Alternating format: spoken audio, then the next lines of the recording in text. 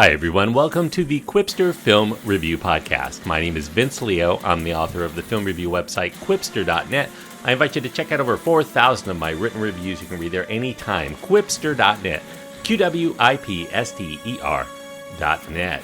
Today I'm going to be looking at the brand new version of Hellboy, the 2019 version, of course. A reboot of the series. It's an R-rated film this time out. The first two films that attempted a Hellboy adaptation were PG-13. This one has strong bloody violence and gore throughout, and language. The runtime is 2 hours.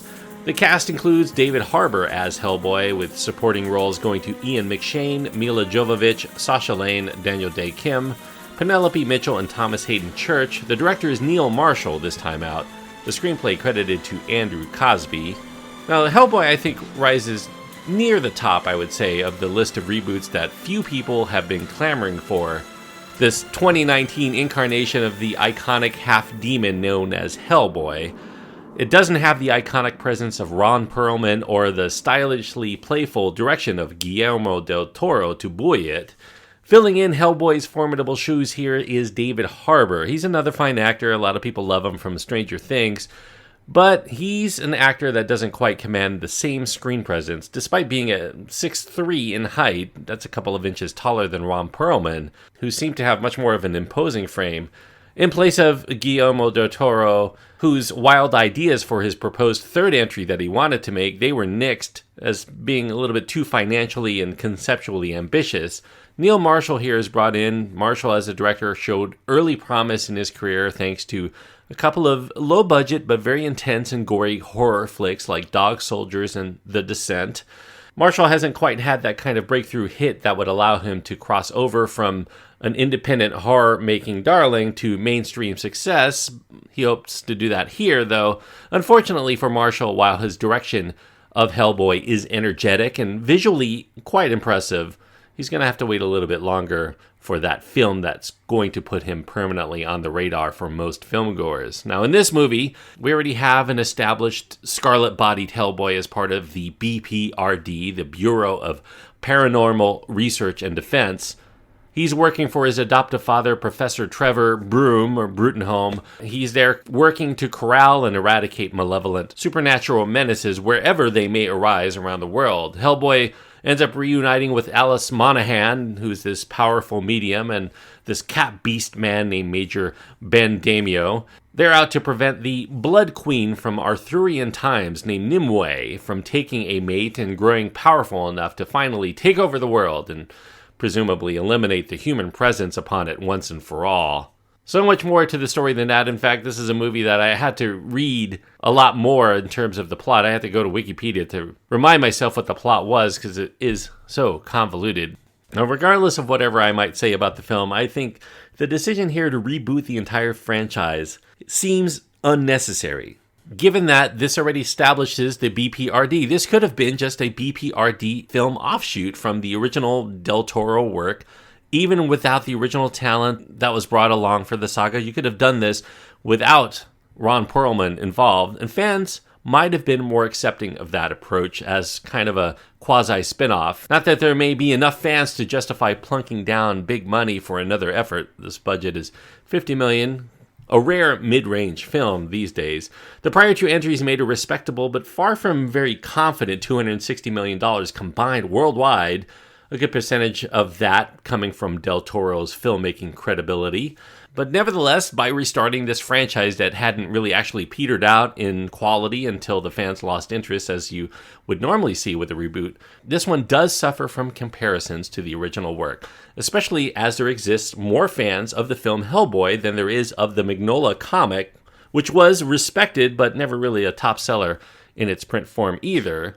Now, those who watch 2019's version of Hellboy are primarily those who were first introduced to this character 15 years prior in film form. Now, most fans will accept a new director and a new actor to lead the film because they've grown to like these characters and the momentum of the story, but by going back to square one with a talented but less visionary director, as well as this talented but less fitting actor for the role, this is an endeavor that does feel destined to be a disappointment for those who actually might care about what they're seeing here. The problems with Hellboy really start with the script credited to Andrew Cosby. He's adapting mostly from elements from Mike Mignola's comic book series. Most specifically, there was a series that started in 2009 called Hellboy: The Wild Hunt.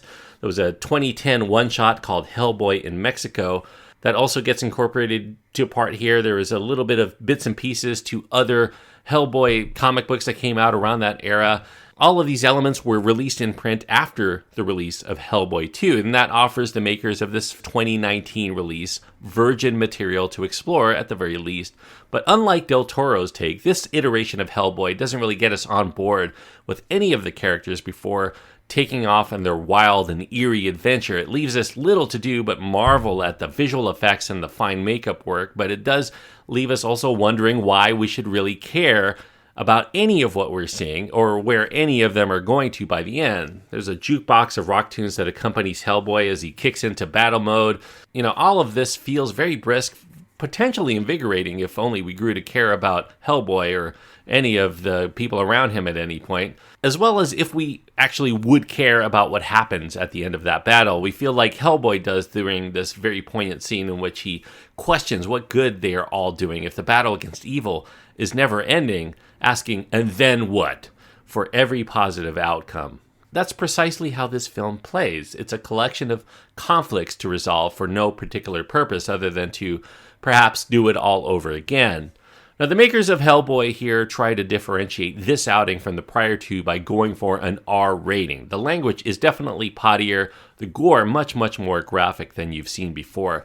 That's kind of a curious choice given that few, if any, of the fans ever looked at Mignola's comic book or Del Toro's films and thought, this would be so much better if Hellboy threw in more F-bombs, or we could see random people exploding with CG blood and viscera while they're being torn in two by giant monstrous creatures. Those elements are moderately comical at times, but it's also ultimately meaningless. And that chops out the juvenile audience for this very silly and jokey property. Adults have likely seen too many properties just like it to find refreshing or absorbing on their own. This is a movie that's likely going to play better for audiences who are not familiar with the two prior efforts, so it seems utterly futile to make a movie only for those who are old enough to remember and have seen those original Hellboy films multiple times. And despite its more adult take, this version of Hellboy is most reminiscent to me of films like Teenage Mutant Ninja Turtles, another film property that kind of takes off from the comic books, although those were much more aimed at kids.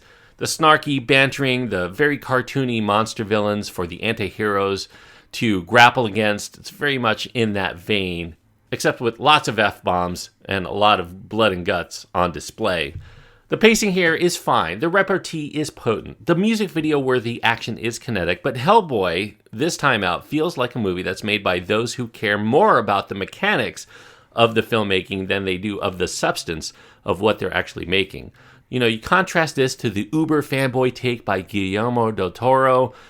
GDT's a passionate fan of Mignola's work and really enthused about making those films. You think about that and you'll likely easily spot what's missing from Neil Marshall's reboot: inspiration and personal vision. It's okay to go back to the source material for the blueprint on how to make the movie palatable to the pre-existing fan base, but that's Mignola's inspiration and personal vision.